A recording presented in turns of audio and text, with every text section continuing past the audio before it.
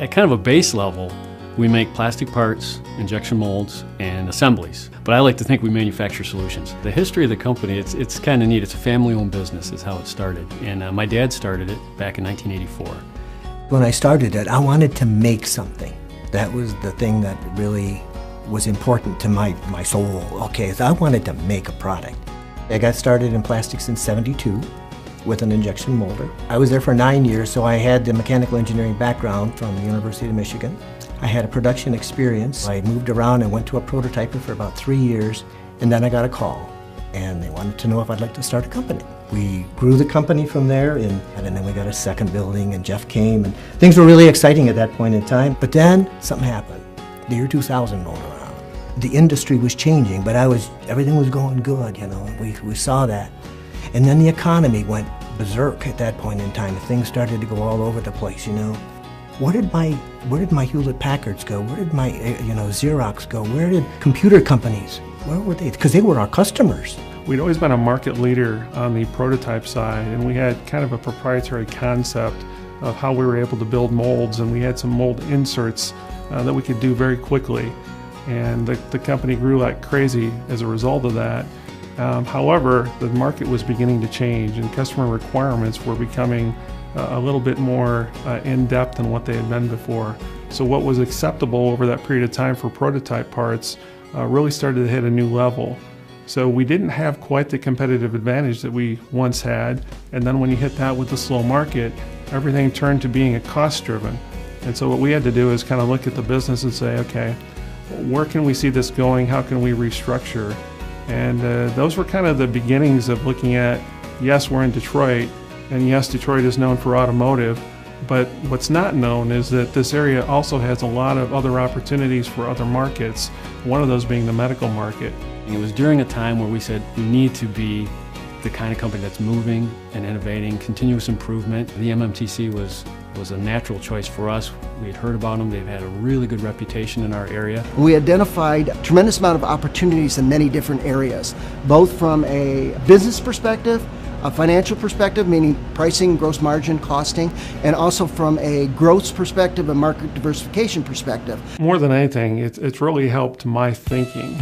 You know, as much as, I'm not going to say, oh yes, they came in and they said, hey, here's your business and this is how you must do it to be successful. It was more about sparking the ideas, and so you get the concepts down, and then you gather a good team with a lot of core concepts, and suddenly you come up with some good ideas and some ideas that aren't so good. And you work through those ideas and you say what makes sense and what doesn't. They're always there with new ideas, new opportunities, and new input. At the end of the day, I think it's a big world with lots of opportunity, with lots of innovation. Advanced manufacturing to me is what we have to be doing as American manufacturers. You have to be taking the technologies and using them to their full advantage. Now we're still learning, we're still growing, again, haven't arrived, right? But that is definitely the direction we're headed and where we're making our investments. Advanced manufacturing begins to give us some advantage if we integrate it right.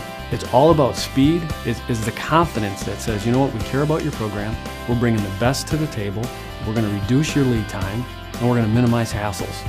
Because lead time and hassles cost money. No one has any time to mess around these days. But I think at the core of any successful business is they're out there, they're serving people in a valuable way, they're innovative. You know, innovation is the #1 wealth creator for any business. You have to go out there and be innovative. You have to try new things.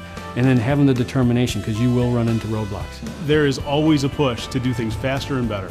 And because of that, there's a technology out there not only to manufacture better and faster, but then the stuff that we're manufacturing is helping people do things that are better and faster as well. So it's very cool. It's exciting times here. It's fun to think about the clients that we have and the impact that they're having not only on our business, and that's cool. We certainly love our business to grow and to get better, but the fact that we're working on products, we're helping people bring to market just products that are really going to impact the world. Every business needs to be solving a problem, right? Some of these problems are very, very interesting, and you're working on products that are going to change the world. I would say if you really believe it's this old Ford assembly line, you haven't been staying in touch with manufacturing these days. It's much more dynamic, much more, I think, technically demanding, and I think it's also got a lot of rewards for a lot of people in it. Manufacturing has a home for almost everyone. If you're good with people and you can sell, there's a home for you in manufacturing. If you are technically really, really bright, or you like to work with your hands, there's a home in manufacturing for you. You can find a job in manufacturing. Maybe you're saying, I'm great with computers, right? Guess what? There's a home for you. I mean, the way manufacturing is set up, it welcomes so many people from a community or from our United States. It can put so many people to work that it's, to me, the place we want to invest in, the place we want to be strong in as a community and as a country.